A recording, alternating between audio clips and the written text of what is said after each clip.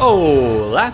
Estamos começando o programa Respondendo sobre as Escrituras, transmitido na rádio Voz de Amor, a sintonia do adorador. Os programas serão exibidos na quarta-feira, quinta-feira e sexta-feira, às 7 horas da manhã. Já as reprises você vai encontrar no youtube.com/clica aqui não. Lá vai ter uma playlist denominada Respondendo sobre as Escrituras e você poderá encontrar todos os vídeos, isso mesmo, todos os vídeos de nossos programas. Já no facebook.com/Respondendo sobre as Escrituras, você vai encontrar todos os links de todos os programas e você poderá fazer a sua pergunta ou até mesmo a sugestão para o nosso programa. É mais fácil no WhatsApp? Então anote aí, o telefone é 16 99299 9452 16 99299 9452. Meu nome é Rafael Leonessa e é uma satisfação poder esclarecer suas dúvidas. É claro que eu não estou sozinho, estou com ele. Quem é você? Meu nome é José Odair e é um grande prazer compartilhar a palavra de Deus. José Odair, no programa de hoje nós vamos responder a pergunta: é possível retirar o joio da igreja? Será que conseguimos retirar o joio de dentro da igreja? Vamos tratar sobre essa questão neste programa. Antes da resposta, vamos fazer uma oração. Santíssimo Deus, damos graças a Ti pela Tua palavra, damos graças ao Senhor pelo Teu amor para conosco, pelo fato do Senhor ter dado Jesus Cristo para nos resgatar. Pedimos que o Senhor abençoe para que consigamos compartilhar a Tua palavra com o máximo de pessoas possível. Em nome do Senhor Jesus, amém. Amém. Você está acompanhando agora o programa Respondendo sobre as Escrituras. Dúvidas não são mais desculpas para conhecer a palavra de Deus. Então, José Odair, um conhecido meu fazia publicações no Facebook, lives, dizendo que devemos retirar o joio de dentro das igrejas. Como assim? Na ideia dele, e muitas pessoas concordavam com ele, tá? Muitas pessoas concordavam, compartilhavam ali as suas publicações e diziam sim, nós devemos retirar o joio de dentro da igreja. Ou seja, devemos expulsar, né? Expulsar ali os maus crentes, né? Ou aqueles que não são crentes de dentro da igreja. E mais sobre isso nós vamos explanar a partir de agora. Bom, vamos à leitura da parábola do joio e do trigo. Nós encontramos essa parábola em Mateus 13, que estamos tratando, né? A partir do versículo 24, que diz assim: propôs-lhes outra parábola dizendo: o reino dos céus é semelhante ao homem que semeia boa semente no seu campo. Mas dormindo os homens, veio o seu inimigo e semeou o joio no meio do trigo e retirou-se. E quando a erva cresceu e frutificou, apareceu também o joio. E os servos do pai de família, indo ter com ele, disseram: Senhor, não semeaste tu no teu campo boa semente? Por que tem então joio? E ele disse: o inimigo é quem fez isso. E os servos lhe disseram: quereis, pois, que vamos arrancá-lo? Ele, porém, lhe disse: não, para que, ao colher o joio, não arranqueis também o trigo com ele. Deixai crescer ambos até a ceifa, juntos. E por ocasião da ceifa, direis aos ceifeiros: colher primeiro o joio, e atai-o em molhos para o queimar, mas o trigo ajuntai no meu celeiro. Então aqui é a parábola do joio e do trigo, que tem, além da resposta a essa pergunta, tem lições importantíssimas aqui para nós. Isso. Então, o joio, ele era considerado uma maldição ali na terra de Israel. Uma maldição porque o joio era muito parecido com o trigo. E quando os dois começavam a nascer ali no comecinho, né, ninguém diferenciava o joio do trigo. Uhum. E só conseguiam diferenciá-lo depois que ele crescia e começava a frutificar. E aí já não tinha como arrancar mais. Por quê? Porque as raízes do joio, ela embaraçava com as raízes do trigo e era impossível você arrancar o joio e não arrancar o trigo. Para que não arrancasse também o trigo, o pai, ou o dono do campo, melhor dizendo, ele disse: não, deixai-os crescer junto até a ceifa. E por ocasião da ceifa, então os ceifeiros vão separar o joio do trigo. Mais algumas curiosidades aqui a respeito do joio.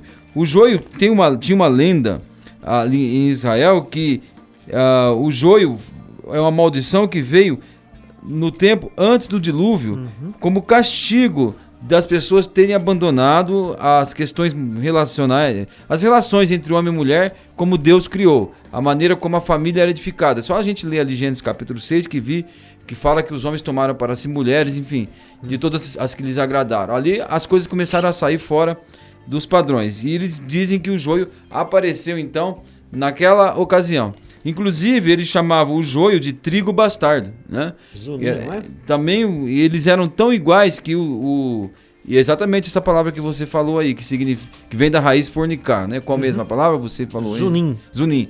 Vem da mesma raiz da palavra fornicar. Então eles acreditam que o trigo bastardo, ele apareceu, né, como castigo nessa ocasião em que houve bastante fornicação. E quando nós olhamos o que era o grão do joio, fala que, olha, ele era tóxico, ele causava enjoo, náuseas e tinha efeito narcótico. A única coisa que até mesmo o tamanho dos grãos eram iguais. E o que o diferenciava é que ele tinha uma cor meio cinzenta, né? E aí dizem que contratavam-se as mulheres, e as mulheres separavam ali o grão de trigo com o grão do joio, para que pudesse salvar então o trigo que ali produziu. Inclusive até hoje tem notícia que na Índia as pessoas ameaçam as outras pessoas dizendo que vai semear massa semente no campo dela. E lá no direito romano existiam leis que puniam pessoas que jogavam sementes ruins no campo das outras pessoas, porque aquilo pode arrasar com a plantação das pessoas. Então é algo que eles conheciam bastante, existiam lendas aí a respeito do joio, e existiam até leis, né, que puniam pessoas que semeavam má semente no campo dos outros. É estranho, né? Porque a gente tá em outro... Parece que a gente tá em outro mundo, né? Na época, toda a renda era extraída dos campos e das plantações. Então hoje a gente vai no supermercado, é tão fácil encontrar os produtos, né? Mas nessa época aí, os comentaristas, né, os estudiosos, eles dizem isso que você acabou de citar, eu achei bem interessante. A pessoa pegava lá a sementinha do mato e jogava na plantação do concorrente para nascer mais mato ainda, para eliminar ali concorrência. Era bem costumeiro, né, na Palestina, nessa época em que Cristo citou essa parábola, era muito comum. Era uma parábola assim, quando ele falou joio e trigo, eu posso imaginar que todo mundo ali já praticamente entendeu, né, a parábola em si, quando ele falou, ou pelo menos prestou atenção, porque eles sabiam muito bem o que era trigo e sabiam muito bem o que era joio. Exatamente, lembre-se dessa ameaça que existe até hoje na Índia, de uma pessoa dizer que vai semear uma semente ruim no campo de outra pessoa. Isso aí. Mas Jesus disse que o dono do campo aqui fala que o campo é o mundo, né? E o homem semeia uma boa semente no seu campo. Então nós temos visto aqui que enquanto eles dormem, vem o inimigo e semeia o joio no meio do trigo. E aí, no começo, eles são muito iguais, mas depois eles se misturam e as raízes se entrelaçam e é impossível arrancar o joio sem arrancar o trigo. Então, qual é a grande lição aqui? O joio sempre vai estar no meio do trigo, sempre. Então, nós aqui, quando nós falamos isso, nós acabamos com muitas desculpas, Rafael. Porque existe um dos motivos mais alegados para as pessoas que deixam de frequentar uma igreja local é acusar e apontar para pessoas que estão dentro daquela igreja. Mas vamos lembrar que sempre haverá o joio no meio do trigo. Eles parecem muito, mas um é joio, o outro é trigo. Eles parecem muito, mas um alimenta, um é nutritivo, o outro causa náusea, tem efeito narcótico e o gosto é muito ruim e ainda é tóxico. Agora, a palavra de Deus diz que o reino dos céus é semelhante. E quando nós vemos que o maligno que semeou essa semente aí, está falando a respeito do nosso inimigo, o inimigo Satanás, né? Quando o Senhor Jesus explica a parábola do joio ali pelo versículo 36, ele disse o seguinte no versículo 37: o que semeia a boa semente é o Filho do Homem. Ou seja, aqueles que frutificaram por causa da palavra de Deus, penetrou na sua mente, penetrou no seu coração, eram boa terra e aí eles frutificaram. Aí ele fala no versículo 38, o campo é o mundo e a boa semente são os filhos do reino. E o joio são os filhos do maligno. O inimigo que semeou é o diabo. E a ceifa é o fim do mundo e os ceifeiros são os anjos. Então o diabo semeou o joio no meio do trigo. Então, entre os cristãos existem pessoas que são filhos do diabo. Sim. Ele sempre fará isso. Eu que te pergunto, qual é o propósito dele em fazer isso? É claro que o diabo, tendo essas pessoas ali como seus filhos, essas pessoas dentro das igrejas vão causar divisões nas igrejas, escândalo nas igrejas, problemas nas igrejas, e é justamente o que está acontecendo. E você citou muito bem, parabéns por isso. Muitas pessoas estão saindo das denominações, das igrejas, dos grupos, estão parando de congregar por causa de problemas, mas isso já foi avisado. Não é nada novo. Não precisa de se preocupar. Problemas, você entrou num grupo, entrou numa igreja, vai ter problema. Isso já foi, Jesus Cristo deixou muito claro que isso iria acontecer. Dentro do reino, há sim esse joio entrelaçado no meio do trigo. E agora o apóstolo Paulo, conhecedor, né, dessa verdade, ele escreve aos Filipenses e diz o seguinte no capítulo 3, versículo 18. Pois muito há, dos quais muitas vezes vos disse e agora também digo, chorando, que são inimigos da cruz de Cristo. Né? Por quê? Quem são essas pessoas? Ele fala, muitos há que andam entre nós, que são inimigos da cruz de Cristo. Agora, cujo fim é perdição, cujo Deus é o ventre, e cuja glória é para a confusão deles, que só pensam nas coisas terrenas. Então essas pessoas andam entre os cristãos, são contadas como cristãos, mas não são. Eles são os filhos do maligno. Eles causam escândalo, né? Eles dão um mau testemunho, eles prejudicam a obra de Deus, eles sempre vão estar no meio dos cristãos. Agora, o cristão verdadeiro, o cristão genuíno, ele frutifica para a glória de Deus, né? O cristão genuíno, ele foi plantado e ele vai cumprir o propósito de Deus na sua vida. Infelizmente, não é possível arrancar o joio sem que também nós possamos arrancar o trigo, né? O conselho da parábola é que eles vão crescer juntos. Então, quer dizer, até o fim do mundo, até o tempo em que o Senhor Jesus vier buscar a sua igreja, o joio vai estar no meio do trigo. Isso aí. E tentando retirar esse joio, né? Pessoas que causam divisões, problemas, tropeços. Muito possivelmente retirar essas pessoas hoje dentro da congregação, essas pessoas vão causar tantos problemas que é perigoso ainda fechar um templo desse. Causam tantas divisões, tantos problemas dentro desse coletivo, desse grupo, que é muito provável, hein? Uma igreja dessa fechar as portas por causa de problemas que começaram por causa desse joio, dessas pessoas que não são cristãs. Então, por que é difícil? E, às vezes existem cristãos que enfrentam um período na sua vida de andar na carne, vamos dizer assim, né? E essas pessoas que durante sua vida andam na carne são cristãos verdadeiros. Mas durante esse tempo em que eles se afastaram de Deus, eles podem agir de forma que não agrada a Deus. E às vezes a gente pode... será que essa pessoa é convertida ou não? Ela é. Mas ela teve um instante ali de baixa na sua vida espiritual, não deveria. Por isso que a gente não pode tentar dizer é joio ou é trigo. Essa parábola nos ensina que nós não devemos julgar a pessoa, né? Essa parábola nos ensina que Deus vai julgar essas pessoas. Essa parábola nos ensina que existe um poder maligno no mundo atuando no meio da igreja. Agora, o Senhor Jesus diz, né, aqui que haverá um dia em que o joio será tirado do meio do trigo. Ele fala no versículo 40, Mateus 13. Assim como o joio é colhido e queimado no fogo, assim será na consumação deste mundo. Mandará o Filho do Homem e seus anjos, e eles colherão do seu reino tudo o que causa escândalo e que cometem iniquidade. Então, olha a característica do joio. Eles causam escândalo e cometem iniquidade. Então, muitas vezes o objetivo deste inimigo era prejudicar a lavoura.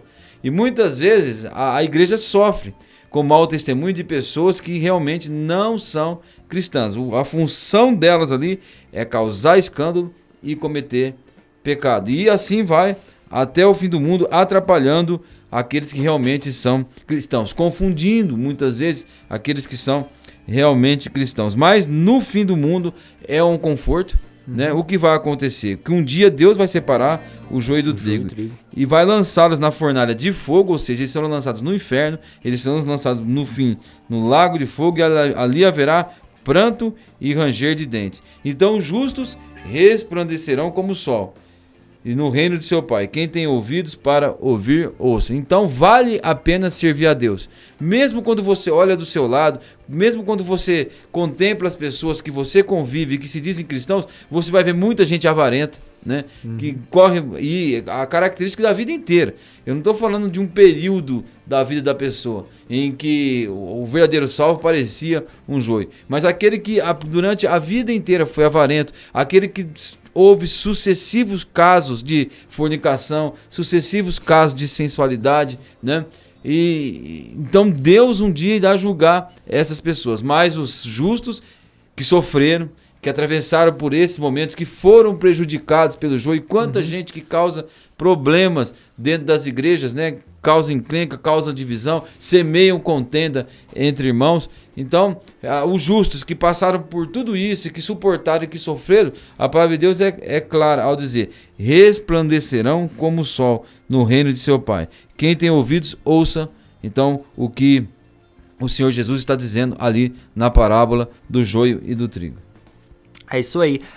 Não sei se os ouvintes que acompanharam todos os programas notaram um detalhe interessante. O trigo será recolhido ao celeiro. O joio será separado e será queimado. Vocês notaram que nós tratamos aí em algum programa de algo parecido? Com fogo? Batismo com fogo. Nós tratamos então, né, sobre aquele tema, e veio ali um irmão, né, que fez alguns questionamentos. Aparentemente não ficou muito claro, né, o estudo. Então, deixa eu ler aqui novamente Lucas capítulo 3, naquele texto onde normalmente não, 100% das vezes onde a pessoa vai dizer que há um batismo com fogo, é em Lucas capítulo 3, a partir do verso 15. E na ocasião nós dissemos que Jesus Cristo ele batiza com o seu Espírito, né, com o Espírito Santo, a pessoa salva, mas o batismo do fogo é do joio. É do joio. É do joio, né? Inclusive nós citamos aquele, eu lembro que eu citei aquele texto lá. Então o texto diz assim, ó, versículo 16, né, de Lucas capítulo 3. Eu, na verdade, vos batizo com água, mas vem o que é mais poderoso do que eu, que é Jesus, né? Do qual não sou digno de desatar-lhe as correias das sandálias. Ele vos batizará com o Espírito Santo e com fogo. A sua pá ele tem na mão, para limpar completamente a sua eira, recolher o trigo no seu celeiro, porém queimará palha em fogo inextinguível. Pronto.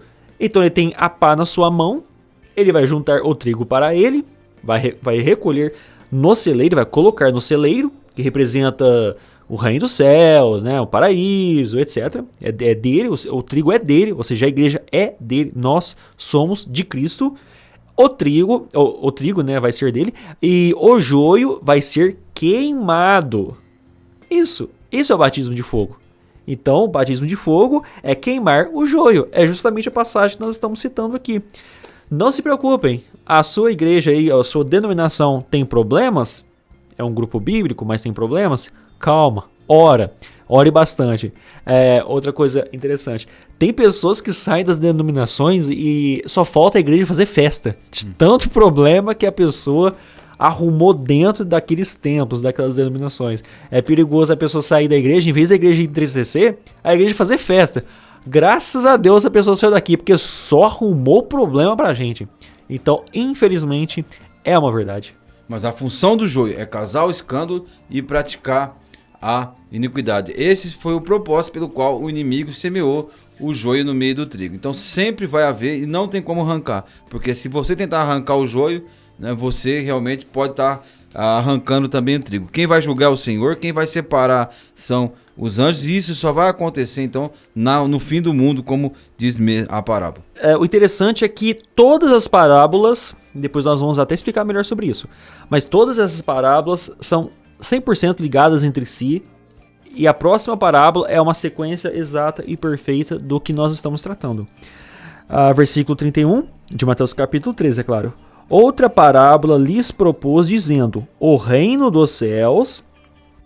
Já explicamos aqui que o reino dos céus é tudo que engloba a graça aos gentios, a salvação, né? A graça, os judeus foi ficando de lado.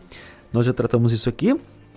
Ele é semelhante a um grão de mostarda que o homem tomou e plantou no seu campo, o qual é, na verdade, a menor de todas as sementes, e crescida é maior do que todas as hortaliças, e se faz árvore, de modo que as aves do céu vêm aninhar-se nos seus ramos.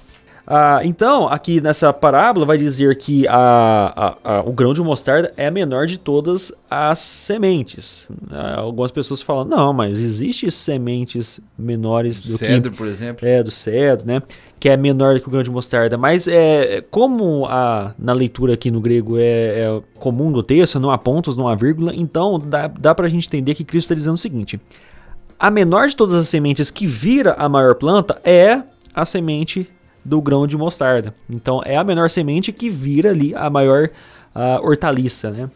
E não é a mostarda como você conhece aí no seu jardim, né? Na horta que você vai, mas é uma mostarda da Palestina, bem né? Diferente. É bem diferente, bem grandona mesmo. Dizem aí alguns comentaristas, alguns historiadores que chega a 3 metros de altura, viram realmente uma árvore. Mas tinha uma questão também que proverbial. Alguns provérbios que existiam ali também faziam a comparação do grão de mostarda.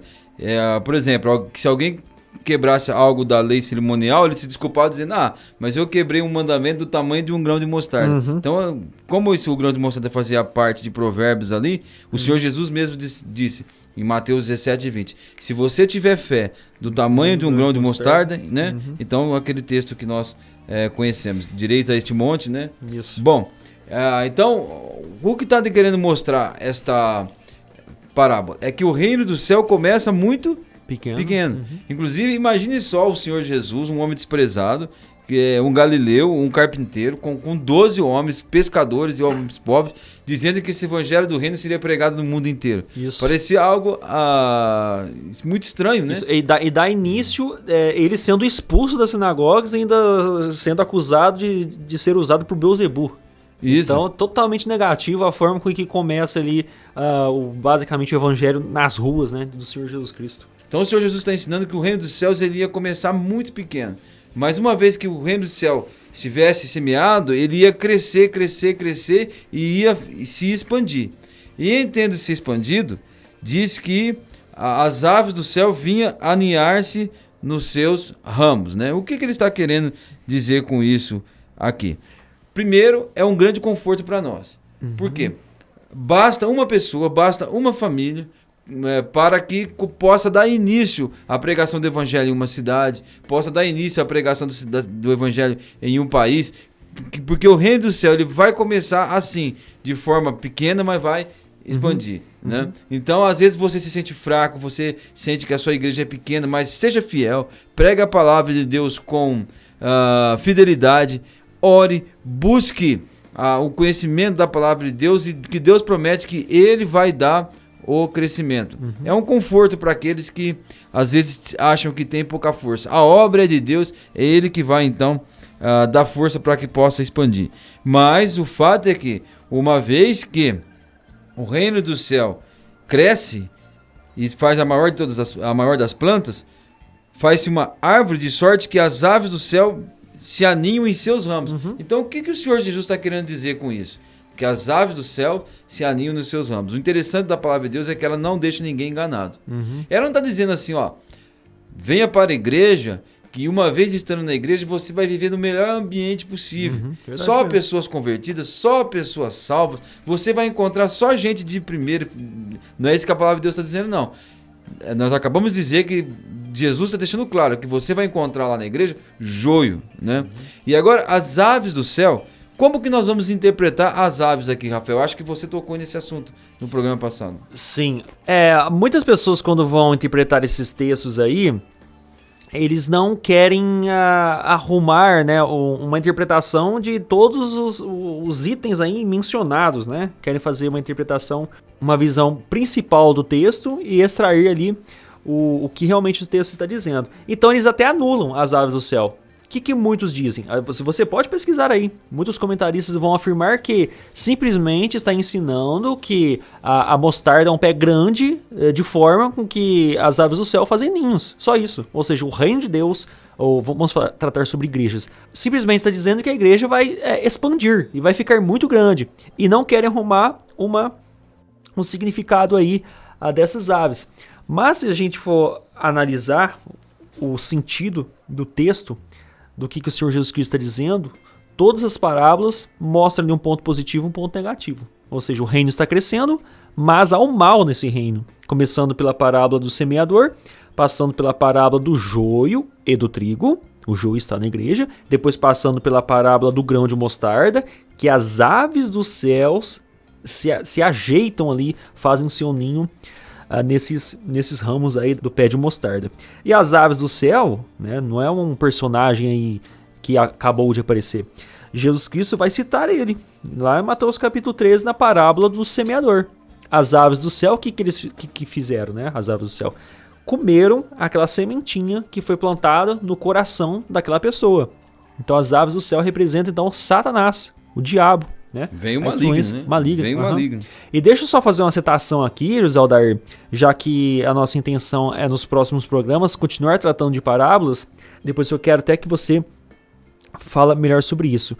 Eu vou ler aqui sobre essa questão de interpretação de parábolas, se ela é apenas uma visão única, é um sentido único, ou se tudo que está na parábola deve ter um significado. Então eu vou ler um texto aqui, depois eu quero que você comenta. Os primeiros escritores cristãos, como Orígenes, deram interpretações alegóricas extremas às parábolas de Jesus. Ou seja, arrumou interpretação em tudo que estava na parábola. Embora Tertuliano e Crisóstomo tenham sido contra isso. Esse último, que é Crisóstomo, diz em seu comentário grego sobre Mateus: "E como estou sempre dizendo, as parábolas não devem ser explicadas em toda sua extensão, palavra por palavra, uma vez que muitos absurdos se seguirão." O que acontecia? Os pais da igreja, quando iriam tratar sobre parábolas, uns achavam que tudo tinha sentido na parábola. Por exemplo, o ninho, as aves do céu, o fermento, né, como nós vamos tratar agora mesmo. Então tudo ali há um sentido. Outros dizem não, a parábola tem uma ideia principal. Tem uma ideia principal, isso mesmo, e não devemos nos atentar aos detalhes. É isso que o comentário aqui disse. Então, Orígenes arrumava interpretação em tudo e Crisóstomo falou que não deve ser assim. Nós devemos pegar um sentido ali principal, né, e esquecer desses pontos secundários. Então, para mim, tratando sobre a parábola do grão de mostarda, as aves do céu que fazem ninhos nas suas folhas, né, nos seus ramos, representam sim o próprio diabo, porque Jesus Cristo disse isso na parábola do semeador. Olha, nós temos condições e temos instrumentos na palavra de Deus para interpretar desta forma. Então, quando nós olhamos para aqui e vemos que as aves do céu aninham-se ali, e o próprio Mateus capítulo 13 diz que as aves são malignas, então nós podemos aplicar, porque a Bíblia nos autoriza a fazer isso.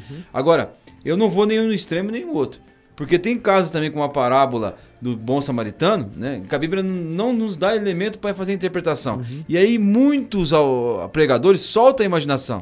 E aí eu também sou contra esse soltar da imaginação, porque aí você pode dar muitos significados àquilo, né?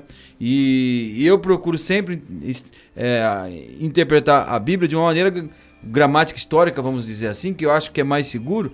E muitas vezes eu fico incomodado de ver pessoas explicando algumas parábolas, dando significados, mas sem a Bíblia autorizar isso.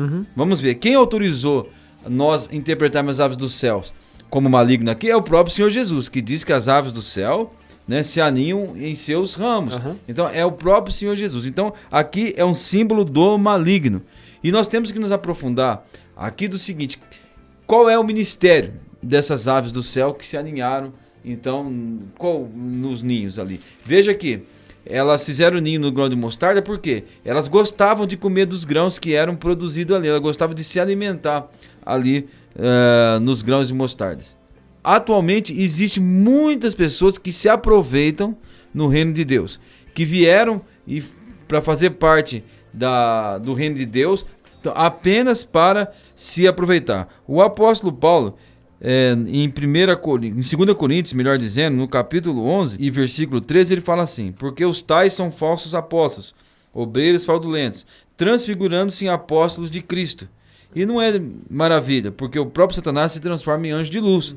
Não é muito, pois, que os seus ministros se transfigurem em ministros de justiça, e o fim dos quais será conforme as suas obras. Então, o alerta que nós queremos dar aos nossos ouvintes: existem muitas pessoas que vão dizer que pertencem ao reino dos céus, existem muitas pessoas que vão dizer que são servos de Deus, mas estão ali apenas para se aproveitarem, apenas para explorar as pessoas. Fique esperto com isso. E eu chamo a tua atenção porque a palavra de Deus diz que são muitas as pessoas que assim o fazem. Então há um perigo muito grande de você cair na mão dessas aves dos céus, que se aninharam no reino de Deus, mas estão ali apenas para se aproveitar da oportunidade de explorar as pessoas. Infelizmente, são muitas pessoas. E há também um peso exegético lá na Babilônia, né?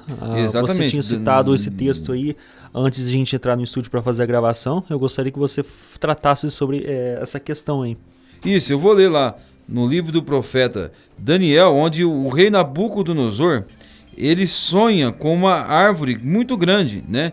E essa árvore muito grande também ela enchia toda a terra, de maneira que os animais encontravam pastagem debaixo dela, e vinham também as aves do céu e se aninhavam ali naquela árvore que era o reino da Babilônia, que era o próprio Nabucodonosor.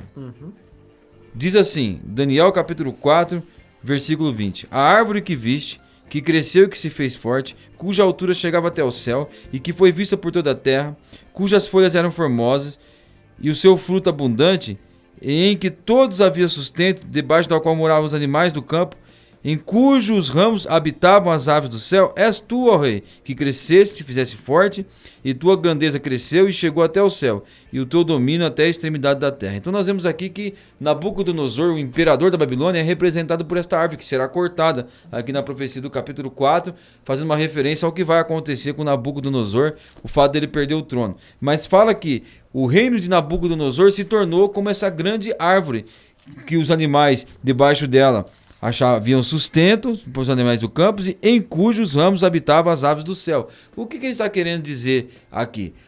Junto com o Império Babilônico, surgiu então uma religião. E essa religião que influenciou o Império Babilônico, influenciou o Império Romano, ela vai influenciar também o mundo até o fim. A tal ponto que quando nós lemos no livro de Apocalipse, no capítulo 18 e o versículo 2, nós vamos ver ali a grande Babilônia. Ele diz assim, Apocalipse capítulo 18, versículo 2: e clamou fortemente com grande voz, dizendo: caiu a grande Babilônia, se tornou morada de demônios, e covil de todo espírito imundo e esconderijo de toda árvore imunda e odiável.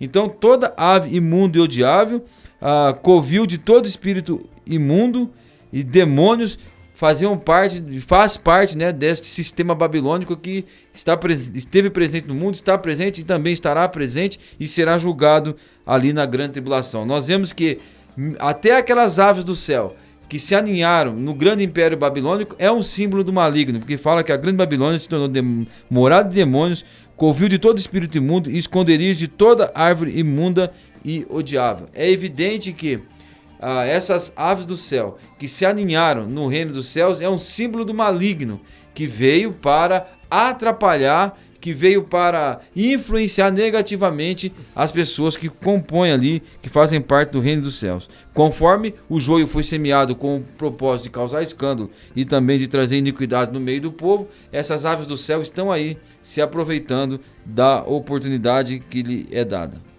E na sequência, o Senhor Jesus Cristo ele vai continuar ali os seus ensinos, né, nas suas parábolas. Estamos aqui terminando o programa, mas eu acho que dá para a gente falar um pouquinho sobre a parábola do fermento. Que se a gente continuar nessa visão de que o joio está dentro do reino de Deus, dentro das igrejas, os satanás, os seus diabos, né, colocaram ali a habitação, moradia dentro do reino de Deus. Eles estão habitando dentro das igrejas para causar divisão, discórdia, e só um dia que o mal vai ser retirado dentro da igreja, dentro do reino de Deus, na consumação dos séculos, né? Ou no fim do tempo. E na sequência, a parábola é em um versículo. Disse-lhes outra parábola: o reino dos céus é semelhante ao fermento que uma mulher tomou e escondeu em 3 medidas de farinha, até ficar tudo levedado.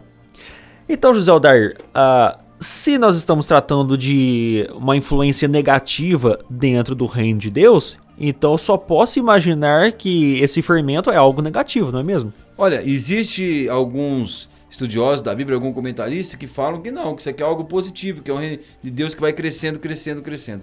Mas, como eu disse, eu gosto de interpretar a Bíblia de uma maneira gramática histórica e também pelo contexto. Todo o contexto está dizendo aí a respeito, na parábola do joio e do trigo, de uma força maligna, uma influência maligna que vai tentar influenciar a igreja. Nós vemos as aves do céu. E agora também, o fermento é um símbolo do pecado.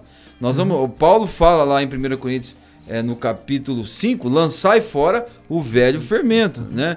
E Jesus diz, acautelai-vos do fermento dos fariseus, que é a hipocrisia. Então nós vamos encontrar na palavra de Deus o fermento sempre como algo negativo. E mais aqui, nós temos aqui uma mulher, né? E a palavra de Deus usa o símbolo de uma mulher como algo também dentro desse contexto negativo. Nós vamos ver a mulher que representa a grande Babilônia. Enfim, aqui nós vamos ter esta mulher que leveda a massa com fermento e até ficar tudo então levedado. Nós vamos ver que a influência maligna ela vai crescer tanto entre os cristãos que no final os dias que vão marcar o retorno do Senhor Jesus é caracterizado por uma apostasia, que é um abandono da fé genuína. Nos últimos tempos, muitos apostatarão da fé, dando ouvido. Olha como esse texto vai completar os nossos raciocínios aqui. Nos últimos dias, muitos apostatarão da fé, dando ouvidos a espíritos enganadores e a doutrinas de demônios, as aves do céu, né? E a Bíblia então vai falar ali, eu acho que é até bom. Dando ouvido a fábulas de velhas caducas. Isso, é até bom a gente então ler esse texto que se encontra em 2 Timóteo, é isso, né? 2 Timóteo, capítulo 3, o apóstolo Paulo fala o seguinte, a partir do versículo 1. Saiba por isso que nos últimos tempos sobrevirão tempos difíceis, porque haverá homens amantes de si mesmos, avarentos, presunçosos, soberbos, blasfemos, desobedientes aos pais e mães, ingratos e profanos, sem afeição natural, irreconciliáveis, caluniadores, interperantes, cruéis, sem amor para com os bons. Isso aqui é tudo pecado. Veja que essas pessoas têm aparência de piedade, mas está tudo levedado. Versículo 4. Traidores, obstinados, orgulhosos, mais amigos dos prazeres do que os amigos de Deus, tendo aparência de piedade, mas negando a sua eficácia. Também afasta-se desses. Mas esse texto é importante para o que nós iríamos tratar, mas eu acredito que o texto que eu realmente queria está, na verdade, em 1 Timóteo, no capítulo 4, né? Que diz assim, a partir do versículo 1, mas o Espírito expressamente diz que nos últimos tempos apostatarão alguns da fé, dando ouvido a espíritos enganadores e a doutrinas de demônios, pela hipocrisia de homens que falam mentiras, tendo cauterizado a sua própria mente, ou seja, homens que falam mentiras, líderes espirituais, podemos comparar aqui às aves do céu. Versículo 3, proibindo o casamento, ordenando a abstinência de alimentos, né? Você acha que tem alguém por aí que fala que você não pode comer carne de porco? Ixi, tem muita seita por aí, viu? A abstinência de alimentos que Deus criou para os fiéis e para que conheçam a verdade, a fim de usarem delas com ações de graça. Porque toda a criatura, porque toda a criatura de Deus é boa e não há nada que rejeitar, sendo recebido com ações de graça. Porque pela palavra de Deus e pela oração é santificada. Propondo estas coisas aos irmãos, serás bom ministro de Jesus Cristo, criado com as palavras da fé e da boa doutrina que tem seguido. Mas rejeita as fábulas profanas de velhas. Será que existe alguma por aí? Velhas caducas. E exercita-te a ti mesmo na piedade. Então veja que nos últimos tempos, a apostasia seria a característica da igreja, o abandono da fé cristã e tudo levedado, tudo contaminado, a ponto de vai sobrar apenas um remanescente, ali, né? A característica dos últimos dias do reino de Deus, antes do Senhor Jesus vir para consumar todas as coisas, será um abandono da fé genuína e será de apostasia. Então terminamos aqui mais um programa respondendo sobre as Escrituras. Ainda ficou alguma dúvida? Você tem alguma sugestão de pauta para os próximos programas? Envie-nos a sua mensagem lá no Facebook, facebook.com/respondendo sobre as Escrituras. É mais fácil no WhatsApp? Então anote o número aí, 16 99299 9452, 16 99299 9452. Nos vemos então nos próximos programas. Até mais!